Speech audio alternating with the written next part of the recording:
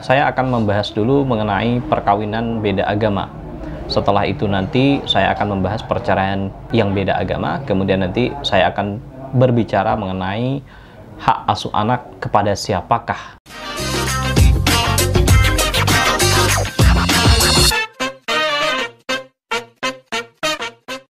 Assalamualaikum warahmatullahi wabarakatuh.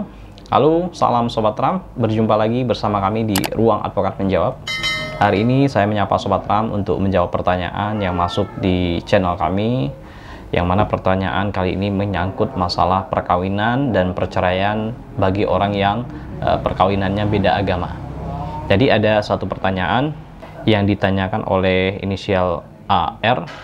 Assalamualaikum warahmatullahi wabarakatuh. Salam sejahtera bagi kita semua. Semoga Allah SWT selalu merahmati dan melindungi kita. Amin.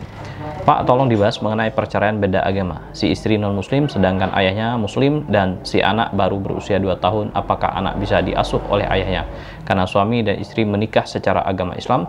Terima kasih. Semoga pesan ini disampaikan kepada Bapak yang kami hormati. Baik, saya akan membahas dulu mengenai perkawinan beda agama.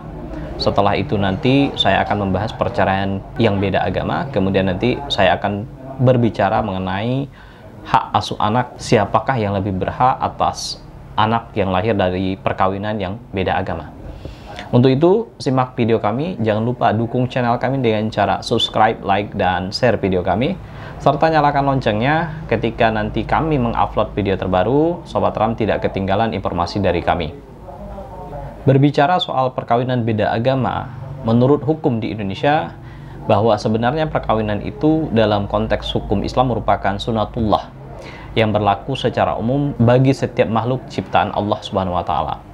Dan berbicara mengenai perkawinan sejatinya berbicara tentang pilihan pasangan hidup yang benar-benar sesuai dengan keinginan hati dan tentunya sesuai dengan komitmen pasangan tersebut untuk segera meresmikan ikatan tersebut di dalam ikatan perkawinan yang sah secara agama dan juga tentu sah secara hukum negara. Terkadang pasangan calon suami istri ini sudah menemukan dambaan hatinya atau sesuai dengan apa yang mereka inginkan untuk menentukan calon pasangannya, tetapi ketika ingin merajut ke ikatan perkawinan yang sah secara agama dan sah secara negara, mereka mengalami kendala, biasanya adalah kendala keyakinan atau perbedaan agama. Banyak orang yang ingin menikah tetapi batal dilakukan karena perbedaan agama. Pernikahan antara dua mempelai yang berbeda bukanlah hal yang sederhana untuk dilakukan. Kenapa? Kalau dipaksakan menikah berbeda agama, akan terjadi gesekan sosial, budaya, dan kemudian juga nanti setelah anak lahir akan jadi pertanyaan, permasalahan juga bagaimana dengan hak asuh anak, bagaimana dengan keyakinan atau agama anak yang akan dianut. Sehingga ini tidak mudah. Selain itu juga, proses birokrasi kita tidak memberikan peluang yang cukup untuk menikah berbeda agama. Tentu, sistem birokrasi kita akan ribet, berbelit-belit ketika orang akan menikah secara agama yang berbeda-beda. Nah, ini jadi catatan sendiri bagi orang atau Sobat Ram yang ingin menikah berbeda agama. Tentu hal ini akan menjadi sulit untuk dilakukan di Indonesia. Karena sistem hukum kita masih sulit untuk melakukan pernikahan beda agama. Banyak public figure, misalkan artis, itu melakukan perkawinan atau pernikahan di luar negeri. Nah, perkawinan di luar negeri itu kemudian nanti mendapatkan akta perkawinan dari negara yang bersangkutan atau dari KBRI atau dari konsulat jenderal kita, kemudian datang ke Indonesia, kemudian didaftarkan di Dinas Catatan Sipil dan tercatatlah sebagai adanya pemberlakuan bahwa mereka telah menikah. Tetapi perlu diingat, ketika didaftarkan atau dicatatkan di catatan sipil, yang akan diakui dalam catatan sipil itu adalah perkawinannya adalah non-muslim. Nah, karena kalau pencatatan dilakukan di kantor urusan agama itu akan sulit dilakukan karena kalau terjadi perbedaan agama, kecuali kalau menikahnya di luar negeri itu agamanya Islam, kemudian mendapatkan buku nikah. Nah, ketika datang Indonesia cukup mendaftarkan atau melaporkan di kantor urusan agama sehingga tercatat dan dilindungi oleh undang-undang yang berlaku di Indonesia. Apakah peluang untuk menikah secara beda agama di Indonesia itu ada? Kalau saya menjawab ada, tentu ada. Ada penyelundupan hukum sebenarnya. Misalkan ya, ada beberapa kasus yang saya temui, misalkan ya, prosesi keagamannya itu secara agama Kristen misalkan ya, atau Hindu, tetapi pemberkatannya secara agama Katolik misalkan. Itu ada. Nah, untuk orang-orang tertentu, ya mungkin akan mencari cara-cara seperti ini. Tetapi kalau bagaimana dengan sudut agama Islam? Kalau sudut agama Islam tentu tidak bisa menikah dengan beda agama.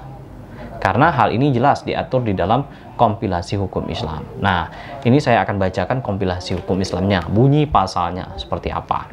Di dalam pasal 40 kompilasi hukum Islam, di dalamnya ya, yang saya bacakan, dilarang melangsungkan perkawinan antara seorang pria dengan seorang wanita karena keadaan tertentu. A. Karena wanita yang bersangkutan masih terikat satu perkawinan dengan pria lain. B. Seorang wanita yang masih berada dalam masa iddah dengan pria lain. C. Seorang wanita yang tidak beragama Islam. Jelas dan tegas sekali bahwa seorang wanita yang tidak beragama Islam itu dilarang dinikahi. Selanjutnya, di pasal 44, ini saya bacakan. Seorang wanita Islam dilarang melangsungkan perkawinan dengan seorang pria yang tidak beragama Islam. Nah, ini penegasan yang dilakukan dalam kompilasi hukum Islam. Nah, di dalam pasal selanjutnya, yaitu di dalam pasal 61, menyatakan bahwa tidak sekupu tidak dapat dijadikan alasan untuk mencegah perkawinan, kecuali tidak sekupu karena perbedaan agama. Kembali ke pertanyaan awal tadi, bagaimana kalau mereka menikah beda agama, kemudian mereka bercerai? Kalau menikahnya beda agama, seperti agama Islam tentu tidak akan bisa. Tetapi kalau yang non, mungkin saja bisa. Misalkan melakukan perkawinan di luar negeri. Contoh, hal ini menunjukkan bahwa proses perceraian yang dilakukan akan ditentukan bagaimana proses perkawinan yang mereka lakukan. Seperti pertanyaan tadi, ketika mereka menikah secara Islam, dan dalam kenyataannya mungkin salah satunya murtad, siapakah yang akan berhak atas hak asuh anak?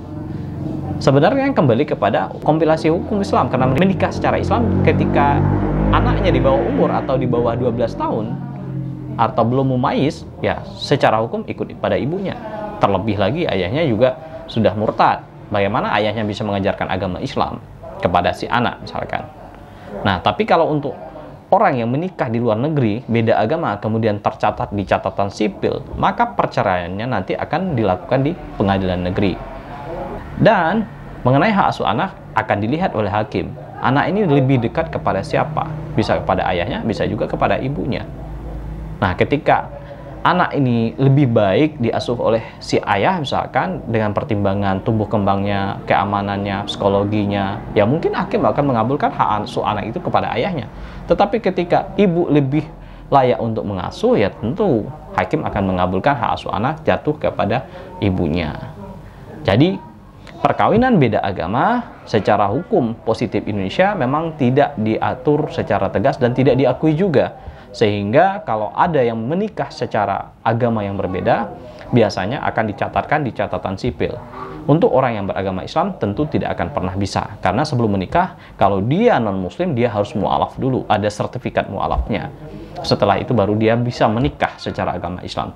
Tetapi dalam praktek dia murtad, maka perkawinannya yang diakui dan yang dicatat tetap agama Islam, dan perkawinannya harus diputuskan ketika bercerai oleh pengadilan agama sesuai dengan tempat pengajuannya. Jadi begitu penjelasan singkat saya terkait dengan perkawinan beda agama ini. Semoga video ini bermanfaat bagi kita semua. Saya akhiri, wabillahi taufiq wal hidayah. Assalamualaikum warahmatullahi wabarakatuh. Salam Sobat Ram.